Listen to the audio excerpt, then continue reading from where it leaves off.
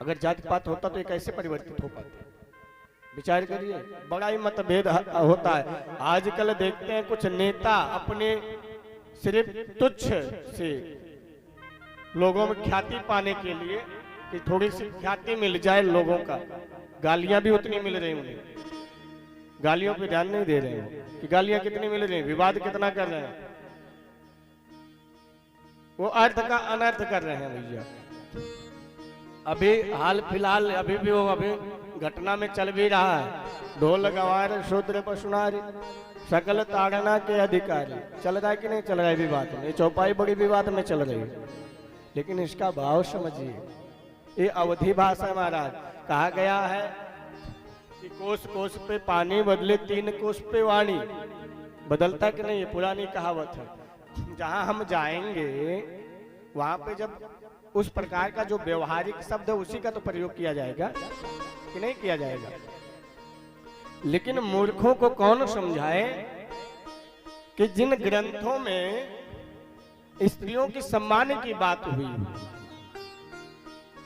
जिन धर्मों में स्त्रियों को देवी स्वरूपा माना जाता है, वहां पे स्त्रियों को पीटने का विधान कहा आ जाएगा महाराज? आएगा? जहां पे राम जी भील राज को गले लगाते हैं, सबरी के झूठे वेद खाते हैं, केवट को हृदय से लगाते हैं, वहां पे महाराज शूद्रों को पीटने की बात कहां से आ गई? स्वयं विचार करिए। ये तो समुद्र कह रहा है ना, जब समुद्र से 3 दिन अनुरोध किए, समुद्र नहीं माना, तब बोला ना महाराज, ढोल गवार शूद्र पशुनारी सकल ताड़ना के अधिकारी। ताड़ना मतलब इसके 2 अर्थ हैं। एक देखना होता है, आपने अवधि भाषा में जब कोई बालक भगता है या कोई जानवर पशु इधर उधर जाता है तो बुजुर्ग कहते नहीं थे भैया ताड़े रहना, ताड़े रहा भैया कहूं जाए ना पावे, कहते थे ना। तो क्या उसका मतलब था वो बुजुर्ग कह रहे थे भैया पीट देना? देखना होता है। बस हमारा अभिप्राय कहने का तात्पर्य यही है कि जो यथा कथित कुछ वामपंथी विचारधारा के हैं, मैं उनसे सतर्क होने की बात कर रहा हूं। आप लोगों को ऐसा भटका रहे हैं वो विषय से, धर्म से, कि आप कहीं के नहीं रह जाओगे। जैसे कहते हैं ना, धोबी का गधा न घर का न घाट का। वो स्थिति अगर उनके बातों में आकर हम फंस गए तो वो स्थिति आ जाएगी। इसका वास्तविक अर्थ हम आपको बताते हैं। ढोल गवार शूद्र पशुनारी महाराज, ढोल क्या है? यहाँ पे दोनों अर्थ लगेंगे, देखने का, शिक्षा का भी। क्योंकि जाकी रही भावना जैसी, प्रभु मूरत देखी तिन तैसी। हम जिस भाव से दर्शन करेंगे उसी प्रकार से तो हमें दिखेगा। अच्छा, दर्शन भी कैसे होता है? दर्शन कैसे होता है? जैसा हमारा भाव होता, जैसे हम होते वैसे सामने वाला दिखता है। चोर को पूरा संसार चोर नजर आता है महाराज, और जो नशेड़ी रहेगा ना उसको पूरा संसार नशेड़ी नजर आएगा। मलते रहेंगे भैया आपको खाते हैं, लो, भले नहीं खाता हो, होता है कि नहीं होता है?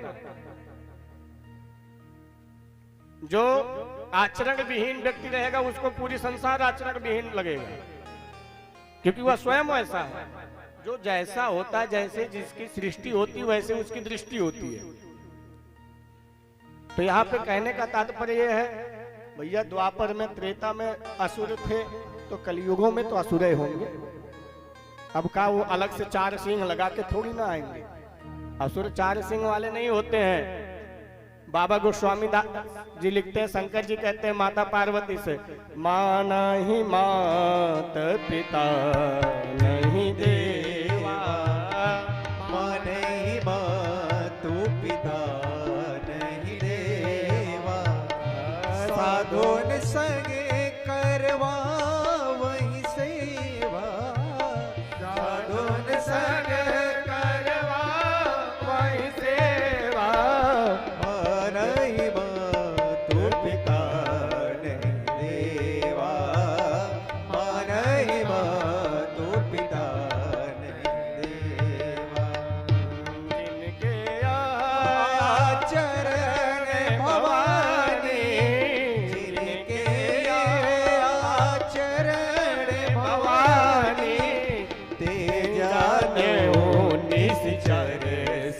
प्राणी ते जान्यो निश्चर सन प्राणी।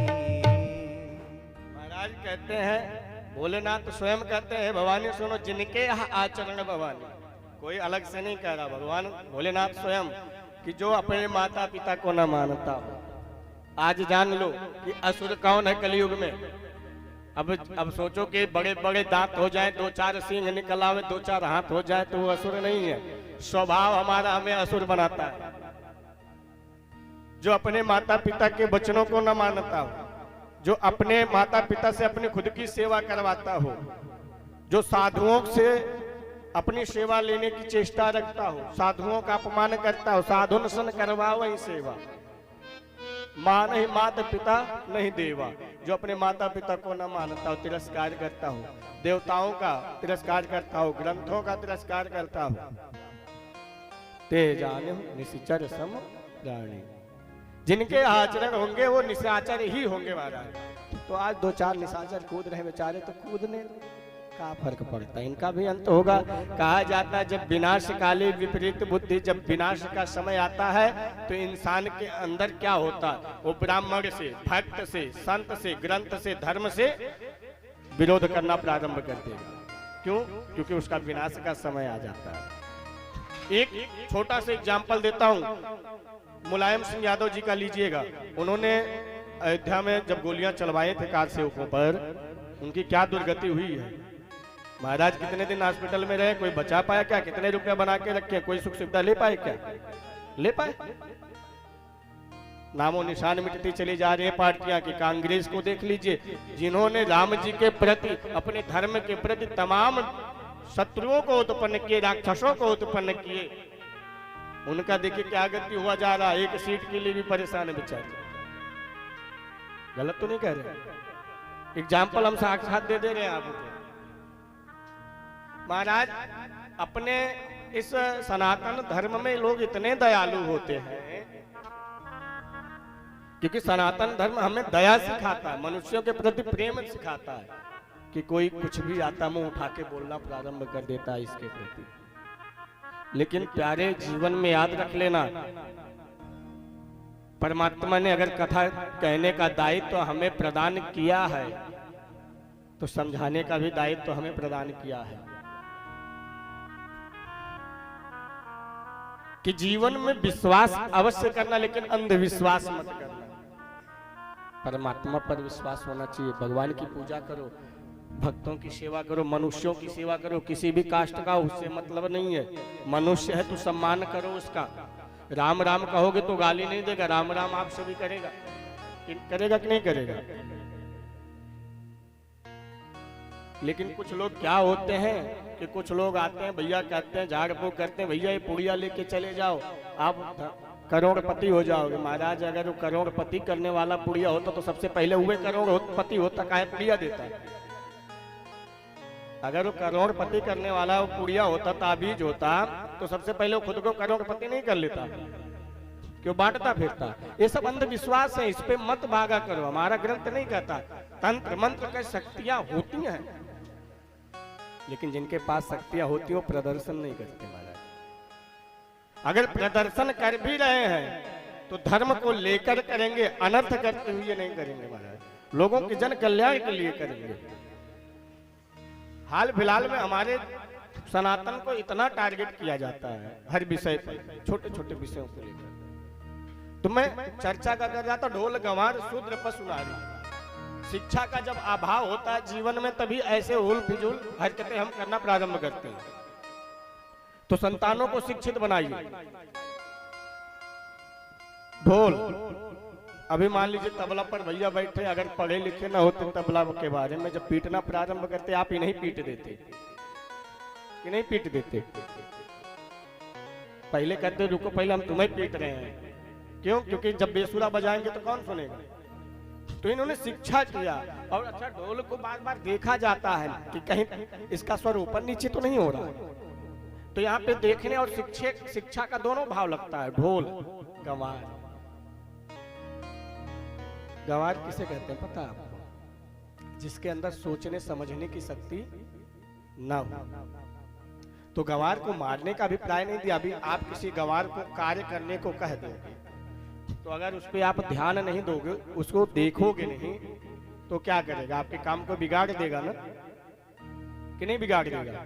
चौपट कर देगा महाराज, तब फिर आपको क्रोध आएगा। तो इससे बढ़िया उस पर ध्यान दो कि वो काम को सुव्यवस्थित कर रहा है। क्योंकि जिसके पास सोचने समझने की शक्ति नहीं होता है, तो उसको आप जैसा बोलोगे वैसा ही करेगा। क्योंकि खुद की मेधा शक्ति तो है नहीं उसके पास, कि है। तो गंवार हो गया, ढोल गंवार। शूद्र, शूद्र किसे कहते हैं जानते हो? किसे कहते हैं? जाति गति की बात हमने नहीं किया यहाँ पे। शूद्र उसे कहते हैं जो नित्य प्रतिदिन जिसकी चिंता विषय भोगों में लिप्त हो, उसे शूद्र कहते हैं। तो वहां पे उनको शिक्षित करने का अभिप्राय है कि भैया मनुष्य तन पाए हो, भजन कर लो, सेवा भाव कर लो, दया दान कर लो। ये सब में कहाँ व्यर्थ फंसे जा रहे हो? उनको ध्यान दीजिए। क्यों? अगर आप जातिगत की ही बात ले रहे हैं तो जातिगत की यहाँ बात ले लीजिए। आप जातिगत पे भी समझा दे रहा हूं। क्या होगी विचारधारा हमारी? शूद्र को हम नीच समझते हैं। क्या समझते हैं? नीच समझने का प्रयास करते हैं ना। लेकिन वो नीच कहाँ से हो गए भैया? मनुष्य है, मनुष्य कभी नीच होता क्या? उसके कर्म नीच होते हैं। तो वहां पे बाबा गोस्वामी दास लिखते हैं जो हमारी ये मनोवृत्ति है, तो आप उनको देखो, संभालो भैया। वो भी तुम्हारा भाई है छोटा, तुम्हारा भाई है। क्या छोटा भाई होता तो उसको संभाला नहीं जाता, देखा नहीं जाता, पढ़ाया लिखाया नहीं जाता? तो वहां पे कहने का अभिप्राय, अगर आप दोनों भाव को समझना चाहेंगे तो मैं दोनों भाव को समझा रहा हूं। मैंने कहा क्या, जैसी आपकी दृष्टि होगी वैसी आपकी सृष्टि होगी। देखने का यहाँ पे है नहीं। उन राक्षसों के बातों में मत आना महाराज, नहीं तो लंका जैसे, लंका में रहा नहीं कोई ना, रहा न को कुल रोवन हारा, कुल में कोई बचेगा नहीं रोने वाला। तो महाराज यहाँ पे उनको शिक्षा करने का भी विधान है कि अगर बेचारे असहाय हैं तो उनको देखो, उनको सहारा दो।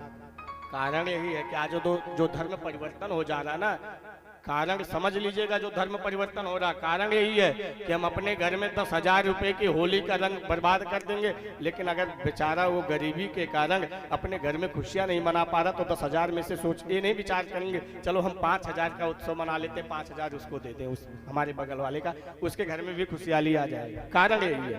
क्यों? क्योंकि हम देखना नहीं चाहते। तो यहाँ देखिए उनको महाराज, संभालिए, अपने भाई हैं, अपने जन है। एक बार क्या हुआ, हमसे एक विवाद हो गया ऐसे। एक व्यक्ति आया, बोला महाराज आप कथावाचक हैं। हमने कहा हाँ भैया कथावाचक है। बोले आप कथा में बड़े बड़े उपदेश देते, अभी हम अपने घर आमंत्रित करेंगे तो भोजन नहीं करोगे, कहोगे अछूत हो तुम। हमने कहा अछूत तो हम हैं महाराज, आप कहाँ हैं? हमने कहा प्यारे ये मत से निकाल देना तो मैं आपके घर भोजन नहीं करूंगा, चलो इसी वक्त आपके साथ बैठ के भोजन पाऊंगा मैं आपके घर। ये विचार धारणा निकाल देना, क्योंकि नया समय प्रारंभ हो रहा तो नए वक्ता भी प्रारंभ हो रहे हैं। हमें समाज को बनाना है, बिगाड़ना नहीं है। जो ये राक्षस आ गए हैं ना, इनको अब भगाना है, समाज को जोड़ना है। जोड़ने का भी काम हमारा है। हमने कहा प्यारे हम भोजन पाएंगे तुम्हारे यहाँ, लेकिन हमारी कुछ शर्तें हैं। उन्होंने कहा क्या? हमने कहा पहले शर्तें ये मान लो कि आज से तुम अपने आप को स्वीकार कर लो कि मैं भगवान का भक्त हूँ। भूल जाओ कि मैं किस जाति का हूँ, बस एक जाति का हूँ, मनुष्य जाति का हूँ। किस जाति का हूँ? मनुष्य जाति का हूँ। और क्या हूँ? भगवान का भक्त हूँ। सद आचरण अपना लो, मांस भक्षण छोड़ दो, पवित्रता ला लो थोड़ा बहुत। मैं तुम्हारे साथ प्यारे बैठ के भोजन करूंगा। बेचारा लज्जित हो गया। हमने कहा लज्जित होने की बात नहीं, मैं हृदय से लगाता हूं प्यारे, क्योंकि जो आजकल क्या हो गया, राम जी को मान रहे लेकिन राम जी ने जो किया उसको नहीं मान रहे। राम जी ने क्या किया था? समाज को जोड़ने का काम किया था, छोड़ने का नहीं। तो जब हम राम जी के उपासक हैं, कृष्ण जी के उपासक हैं, तो छोड़ काहे रहे हो भैया? सबको अपनाओ, जोड़ के लेके चलो।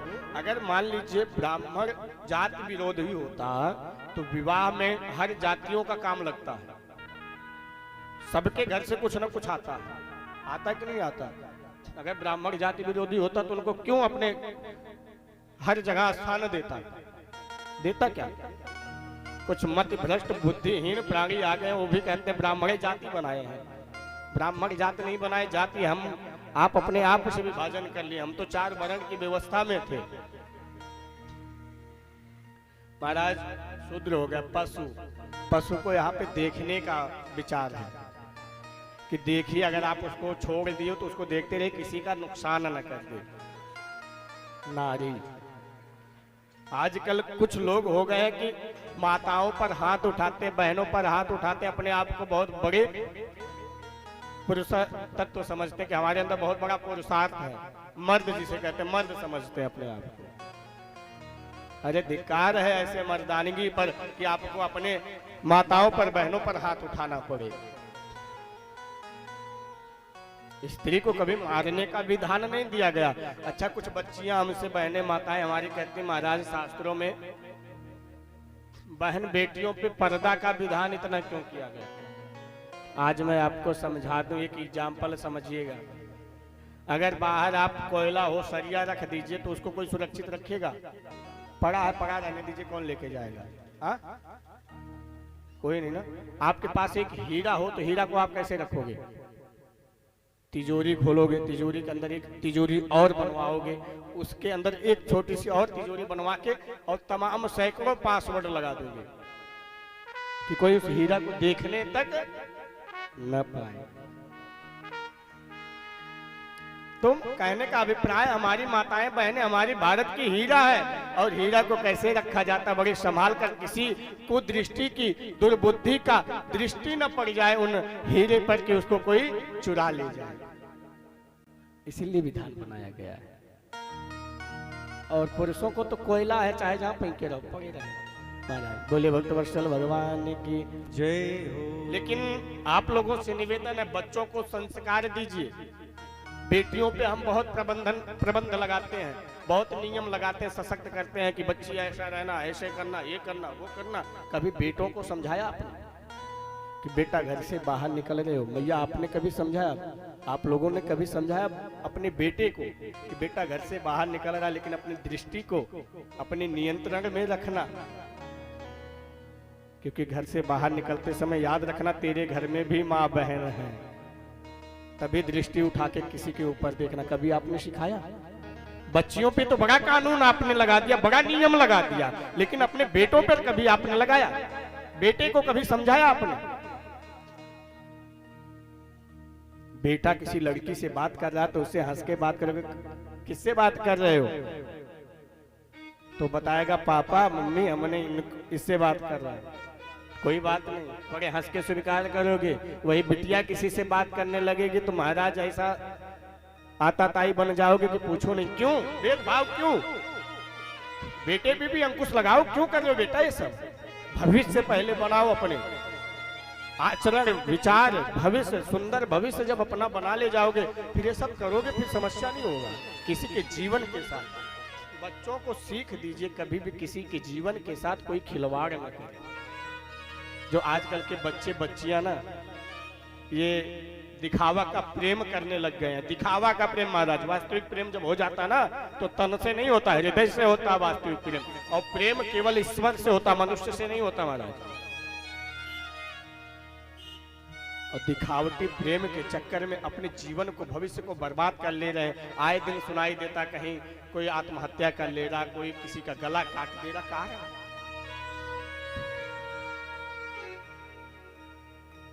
मैं बच्चियों से भी, बच्चों से भी अनुरोध करूंगा, जीवन में यह संकल्प ले लो कि जब तक मैं अपने बल पर स्टैंड नहीं कर जाऊंगा या कर जाऊंगी, तब तक किसी के ऊपर दृष्टि उठाकर भी नहीं देखूंगा, न देखूंगी।